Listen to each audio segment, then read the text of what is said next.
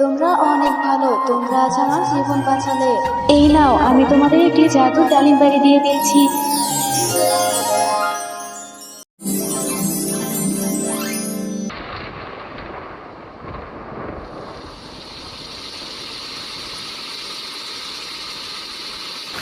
ওমা মা, দেখেছো বাইরে কত জোরে জোরে বৃষ্টি হচ্ছে আর কত জোরে জোরে বিদ্যুৎও চমকাচ্ছে। আমার যে খুব ভয় লাগছে মা।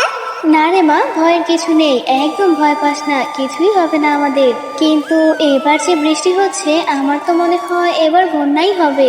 ওমা, বন্যা?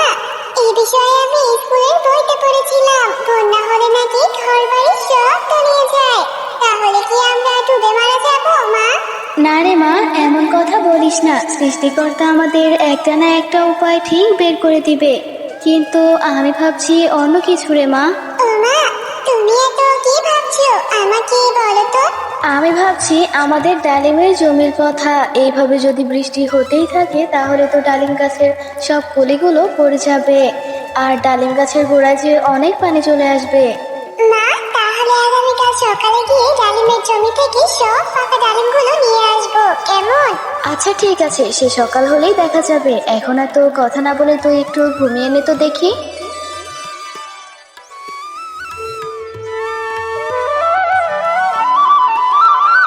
টয়া, আমি ডালিমের জমিতে যাচ্ছি সব ডালিমগুলো ছিঁড়ে আনতে, এরপর বাজারে গিয়ে বিক্রি করব, বুঝলি? ও মা, তোমার সঙ্গে আমাকেও নিয়ে যাও না, আমি তোমাকে ডালিম তুলতে সাহায্য করব। আচ্ছা চল তবে তাড়াতাড়ি, আকাশ যে আবার কেমন মেঘলা মেঘলা হয়ে যাচ্ছে।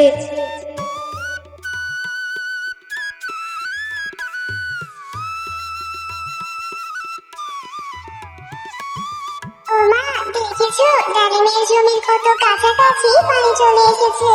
আজ যদি না আসতাম আর যদি বেশি বৃষ্টি হতো তাহলে তো আমাদের ডালিমের জমিটা তলিয়ে যেত। হ্যাঁ রে মা, তাই তো দেখতে পাচ্ছি, কিন্তু এত এত ডালিম একদিনে আমি কিভাবেই বা বিক্রি করব? এত এত ডালিম যদি আমি সস্তাও বিক্রি করি তাও তো শেষ হবে না। ও মা, আমার মাথায় একটা বুদ্ধি এসেছে। এখন তো গরমের দিন, অনেক গরম পড়েছে। তুমি যদি আমাদের জমির ডালিমগুলোকে জুস করে বাজারে বিক্রি করো তাহলে সবাই কিনে খাবে, আর দ্রুত আমাদের সব ডালিমগুলো বিক্রি হয়ে যাবে। হ্যাঁ রে মা, তুই একদম ঠিক বলেছিস, কিন্তু স্রোতের পানি যেভাবে বাড়ছে, আজ রাতে যদি আবার বৃষ্টি হয় তাহলে তো আমাদের ঘর সহ সবকিছু তলিয়ে যাবে রে মা। আজ রাতের মধ্যেই আমাদের থাকার জন্য নিরাপদ একটা আশ্রয়ের ব্যবস্থা করতে হবে। ও মা, আমরা তো ডালিমের জুস করে বাজারে বিক্রি করব, কিন্তু ডালিমের যে খোসাগুলো সেগুলো তো আমাদের কাছেই থেকে যাবে। আমরা সেই খোসাগুলো দিয়ে একটা নৌকা বানাবো। এরপর যতটুকু সময় বৃষ্টি হবে আমরা ততটা সময় সেই নৌকাতেই আশ্রয় নিব। বাহ টয়া, তোর মাথায় এত বুদ্ধি, আমি তো এভাবে কখনো চিন্তা করেও দেখিনি। চল তবে এখন তাড়াতাড়ি আমরা ডালিমগুলো তুলে তাড়াতাড়ি করে বাজারে নিয়ে যাই।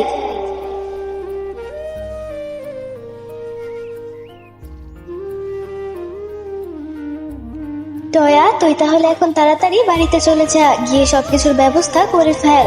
আমি বাজারে গিয়ে ডালিমের জুস করে বিক্রি করে ডালিমের সব ডালপালা আর খোসা নিয়ে তাড়াতাড়ি বাড়িতে ফিরে আসবো। তুই তাড়াতাড়ি বাড়িতে গিয়ে ব্যবস্থা কর।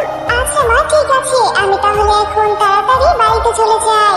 এরপর শেফা শেয়ালিনী ডালিমের জুস করে বাজারে বিক্রি করতে থাকে, আর সবাই সেই জুসগুলোকে কিনে তৃপ্তি করে খায়। কি রে শেফালি, তোর বুদ্ধি শুদ্ধি কি দিন দিন লোপ পেয়ে যাচ্ছে নাকি রে? এত ভালো ভালো ডালিম এত সস্তায় বিক্রি করছিস, আবার জুস করেও বিক্রি করছিস, কিছুই তো আমার মাথায় আসছে না রে শেফালি। বাঘিনী ভাবি, এবার যে অনেক বন্যা হবে, আর স্রোতের পানি বেড়ে আমার ডালিমের জমিও ছেয়ে গেছে। আজ রাতে যদি বৃষ্টি হয় তাহলে তো আমার ডালিমের জমি সব তলিয়ে যাবে। তাই আমি সব ডালিমগুলোকে পেড়ে এনে সস্তায় জুস করে বিক্রি করছি। এতে আমার সব ডালিমও বিক্রি করা হয়ে যাবে, আর আমারও তো লসও হবে না। বন্যা হবে? এদিনে আবার বন্যা হবে কোত্থেকে রে শেফালি? তা যাই হোক, এত জুস করে বিক্রি করার কি আছে? ডালিমগুলো আস্ত বিক্রি করলে তো হয়ে যেত। আসলে বাঘিনী ভাবি, আমি চাই আজকের মধ্যেই আমার জমির সব ডালিমগুলো বিক্রি হয়ে যাক, আর আমার কাছে ডালিমের সব ডালপালা আর খোসাগুলো থেকে যাক, সময় মতো যেন আমি এগুলো কাজে লাগাতে পারি। কি সব বলছিস রে শেফালি? একদিনে ডালিমও বিক্রি করবি, আবার নাকি ডালিমের খোসাও তোর কাছে রেখে দিবি? আমার মাথায় তো কিছুই আসছে না রে শেফালি। হ্যাঁ বাঘিনী ভাবি, যেভাবে বৃষ্টি হচ্ছে আর স্রোতের পানি বেড়েই চলেছে, এভাবে চলতে থাকলে তো ঘরবাড়ি সহ সবই তলিয়ে যাবে। আর থাকার জন্য তো আমি কোনো নিরাপদ আশ্রয়ের ব্যবস্থাও করিনি। তাই আমি এই খোসা আর ডালপালাগুলো দিয়ে একটা নৌকা বানাবো। যতটুকু সময় ঝড় বৃষ্টি হবে ততটুকু সময় আমার মেয়েকে নিয়ে আমি সেই নৌকার মধ্যেই আশ্রয় নিব। এসব কি বলছিস রে শেফালি? আশালি রে, তোদের মতো গরিবদের মাথায় কখন যে কি চেপে বসে কে জানে। মামা, আমাদের ডালিমের নৌকাটা অনেক সুন্দর হয়েছে। এখানে আমরা নিরাপদে থাকতে পারবো। হ্যাঁ রে মা, আগে থেকেই বানিয়ে রাখলাম। পরবর্তীতে যদি বন্যা হয় তাহলে আমরা এই নৌকাতেই আশ্রয় নিতে পারবো।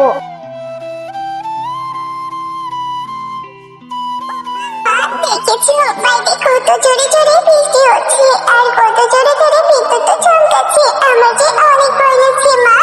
আমরা এই ঝড়ে ভেসে যাবো না তো? না রে টুম্পা, তুই তো ভয় পাস না, তো ভয়ের কিছুই নেই। আরে আরে, ওই শেফালি তো আমাকে ঠিকই বলেছিল যে ঝড় বৃষ্টি হচ্ছে, এ তো থামার কোনো নামই নিচ্ছে না। ওই শেফালি না বলেছিল নৌকা বানাবে? আমি গিয়ে ওই শেফালি নৌকাটা নিয়ে আসি, নয়তো আমার ডুবেই মরতে হবে। আরে আরে, একদম হাঁটু পর্যন্ত পানি চলে এসেছে। আর ওই তো দেখতে পাচ্ছি শেফা শেয়ালিনীর ডালিমের খোসা দিয়ে বানানো নৌকা। আমি আর দেরি না করে এই নৌকাটা নিয়ে এক্ষুনি চলে যাই। শেফা শেয়ালিনী আর ওর মেয়ে মনে হয় এখনো নাক ডেকে ঘুমোচ্ছে।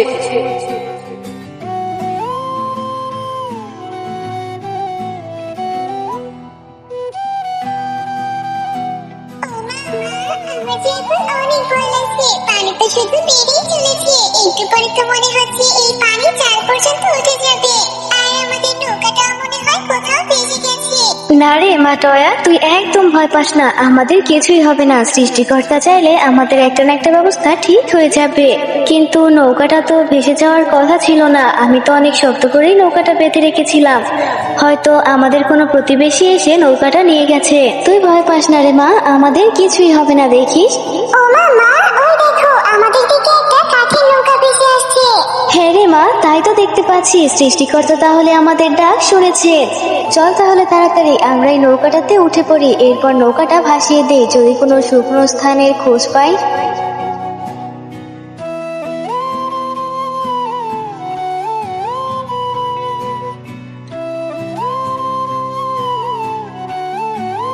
মা, দেখেছো এই দ্বীপটা কত সুন্দর। এরকম সুন্দর জায়গা এর আগে আমি কখনো দেখিনি। হ্যাঁ রে টয়া, দ্বীপটা অনেক সুন্দর। আমরা এখন আপাতত এই দ্বীপেই আশ্রয় নিব। চল সামনে এগিয়ে দেখি কোনো খাবারের খোঁজ পাই কিনা।